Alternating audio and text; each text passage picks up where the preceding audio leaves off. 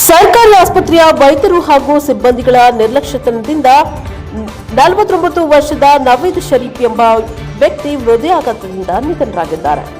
ಆಲೂರು ಪಟ್ಟಣದ ಪ್ರಕೃತಿ ನಗರದ ನಿವಾಸಿಯಾಗಿದ್ದು ಶರೀಫ್ ನಿನ್ನೆ ರಾತ್ರಿ 12 ಗಂಟೆ ಸಮಯದಲ್ಲಿ ಆಲೂರು ಸರ್ಕಾರಿ ಆಸ್ಪತ್ರೆಗೆ ಚಿಕಿತ್ಸೆಗಾಗಿ ಬಂದಾಗ ಬಾಗಿಲು ತೆರೆದ ಕಾರಣ ಮನೆಗೆ ಹಿಂದುಳಿದಾಗಿ ಮನೆಯಲ್ಲಿ ಮೃತಪಟ್ಟಿದ್ದಾರೆ. ಮೃತರಿಗೆ 2 ಮಕ್ಕಳು, 1 ಹೆಣ್ಣು ಗಂಡು ಹಾಗೂ 1 ಮೃತದೇಹವನ್ನ ಅಗಲಿದ್ದಾರೆ. ಬ್ಯೂರೋ ರಿಪೋರ್ಟರ್ ಶಾಂತ, NKS TV4 ಹಾಸನ. ರಾತ್ರಿ ಈ ಹಾಸ್ಪಿಟ್ಲ ವ್ಯವಸ್ಥೆಗಾಗಿ ಒಬ್ಬ ರೋಗಿ ನವೀದ್ ಎಂಬಾತ ರಾತ್ರಿ 12 ಗಂಟೆಯಲ್ಲಿ ಈ ಹಾಸ್ಪಿಟ್ಲಿಗೆ ಬಂದಂಥ ಸಂದರ್ಭದಲ್ಲಿ ಡೋರ್ ತಟ್ಟಂಥ ಸಂದರ್ಭದಲ್ಲಿ ಈ ಸಾರ್ವಜನಿಕ ಆಸ್ಪತ್ರೆಯಲ್ಲಿ ಏನು ರಾತ್ರಿ ನೈಟ್ ಡ್ಯೂಟಿ ಮಾಡ್ತಾ ಇರ್ತಾರೆ, ಯಾರು ಡೋರ್ ತೆಗೆಯಲ್ಲ. ಆ ಸಂದರ್ಭದಲ್ಲಿ ಆ ರೋಗಿ ಮನೆಗೆ ಹೋಗಿ ಗ್ಯಾಸ್ಟ್ರಿಕ್ ಆಗಿರ್ಬೋದು ಅನ್ನೋ ಉದ್ದೇಶಕ್ಕೆ ಗ್ಯಾಸ್ಟ್ರಿಕ್ ಮಾತ್ರೆ ತಗೊಂಡು ಬೆಳಗ್ಗೆ ಸಾವನ್ನಪ್ಪಿರ್ತಾರೆ. ಇದಕ್ಕೆ ಮೂಲ ಕಾರಣ ಆಲೂರು ತಾಲೂಕು ವೈದ್ಯಾಧಿಕಾರಿಗಳು, ರಾತ್ರಿ ಇದ್ದಂಥ ಸಿಬ್ಬಂದಿ ವರ್ಗದರು.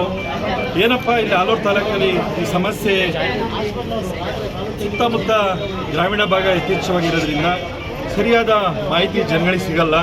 ಇಲ್ಲಿ ಬಂದಂಥ ಸಂದರ್ಭದಲ್ಲಿ ಅವರಿಗೆ ಪ್ರಥಮ ಚಿಕಿತ್ಸೆ ಕೊಟ್ಟು ECG ಏನಾದರೂ ಮಾಡಿ ನಿಮಗೆ ಉನ್ನತ ಚಿಕಿತ್ಸೆ ಬೇಕು ಅಂತ ಹಾಸನಿಗೆ ಕಳಿಸಿದ್ರೆ ಅವ್ರು ಬಹುಶಃ ಬದುಕ್ತಾ ಇದ್ರು. ಈ ಅವೈಜ್ಞಾನಿಕವಾಗಿ ಏನು ಈ ಆಲೂರು ಸಾರ್ವಜನಿಕ ಹಾಸ್ಪಿಟ್ಲಲ್ಲಿ ವೈದ್ಯಾಧಿಕಾರಿಗಳು ನಡ್ಕೊಳ್ತಾ ಇದ್ದಾರೆ, ಇದು ಖಂಡನೀಯವಾದ್ದು.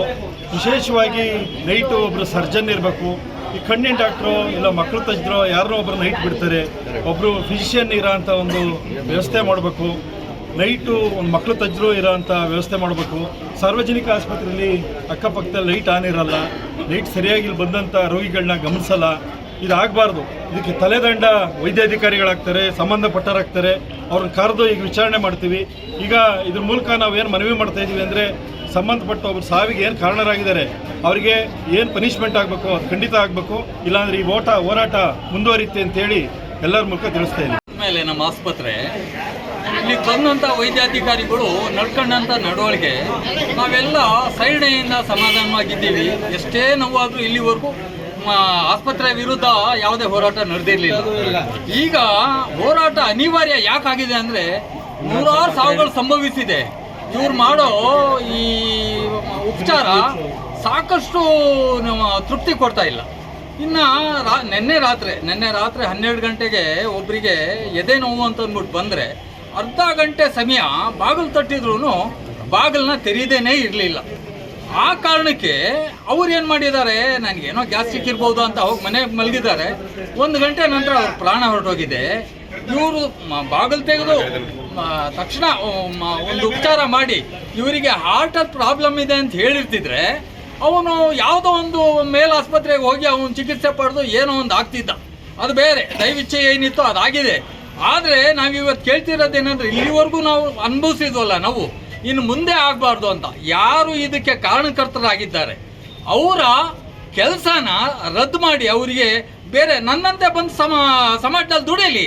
ನಾನು ಕಡಲೆಕಾಯಿ ಮಾಡ್ತೀನಿ, ನಾನು ಹಲಸಿನ ತೊಳೆ ಮಾಡ್ತೀನಿ, ಅವನು ಮಾಡಲಿ. ಅವನಿಗೆ ನೋವು ಗೊತ್ತಾಗಬೇಕು, ಬಡವನ ಪರಿಸ್ಥಿತಿ ಏನು ಅಂತ ಅವನಿಗೆ ಗೊತ್ತಾಗಬೇಕು. ಅವನ ಕೆಲಸ ತೆಗೆದುಹಾಕಬೇಕು. ಬೇರೆ ಈಗ ಕಾಯ್ತಿದ್ದಾರಲ್ಲ, ಡಿಗ್ರಿ ತಗೊಂಡು ಮನೆಯಲ್ಲಿ ಕೂತ್ಕೊಂಡು ಕಾಯ್ತಿದ್ದಾರಲ್ಲ, ನಮಗೆಲ್ಲ ನೌಕರಿ ಇಲ್ಲ ಅಂತ, ಅವ್ರಿಗೆ ಅನುಕೂಲ ಆಗಲಿ, ಇವ್ರನ್ನ ನೌಕರಿಯಿಂದ ವಜಾ ಮಾಡಲಿ ಅನ್ನೋ ಅಳಲು ನಮ್ಮದು. ಗೇಟ್ ತಟ್ಟಿದ್ದಾರೆ, ಸುಮಾರು ಹೊತ್ತು ತಟ್ಟುವತ್ತುವರೆಗೆ ಅವರು ಗೇಟ್ ತಟ್ಟಿಲ್ಲ. ಎಷ್ಟು ಗಂಟೆಗೆ? 12 ಗಂಟೆಗೆ, ಹೆಚ್ಚು ಕಮ್ಮಿ 12 ಗಂಟೆ ಮೇಲೆ ಬಂದು ಗೇಟ್ ತಟ್ಟುವತ್ತಿಗೆ ಗೇಟ್ ತಪ್ಪಿಸಿಲ್ಲ ಅವರು. ಇದೆಲ್ಲ ಆಮೇಲೆ ಅವರು ಮನೆಗೆ ಹೋಗಿದ್ದಾರೆ. ಗೇಟ್ ತಟ್ಟಿಲ್ಲ ಅಂತ ಮನೆಗೆ ಹೋಗಿ ಅಲ್ಲಿ ಜಾಸ್ತಿ ಉಸಿರಾಡೋ ತೊಂದರೆ ಆಗಿ ಬಾತ್ರೂಮ್ ಅಲ್ಲೇ ಸಾವನ್ನಪ್ಪಿದ್ದಾರೆ. ಇದು ಹೊಣೆ ಯಾರು? ಇದು ಒಬ್ರಿಗಲ್ಲ, ಇನ್ನು 100 ಜನರಿಗೆ ಇದೇ ತರ ಪ್ರಾಬ್ಲಮ್ ಆಗ್ತಾ ಇದೆ. ಪೇಷಂಟ್ಗಳು ಬಂದ್ರು ಇಲ್ಲಿ ಕಾಯ್ಬೇಕು, ಅರ್ಧ ಗಂಟೆ 1 ಗಂಟೆ ಕಾಯ್ಬೇಕು, ಡಾಕ್ಟರ್ಗೆ 1 ಗಂಟೆ ಕಾಯ್ಬೇಕು. ಪೇಷಂಟ್ ಸತ್ ಮೇಲೆ ನೋಡ್ತೀರಾ? ಸಾರ್ವಜನಿಕ ಆಸ್ಪತ್ರೆ ಏನಕ್ಕಿರೋದು? ಜನರಿಗೆ ಅನುಕೂಲಗೋಸ್ಕರ ಇರೋದು, ಜನರಿಗೆ ಹಾಳಗೋಸ್ಕರ ಅಲ್ಲ. ನೀವೇ ತಹಸೀಲ್ದಾರ್ ಆಗಲಿ, DC ಆಗಲಿ ಅವ್ರು ಬರಬೇಕು. ಇದೇ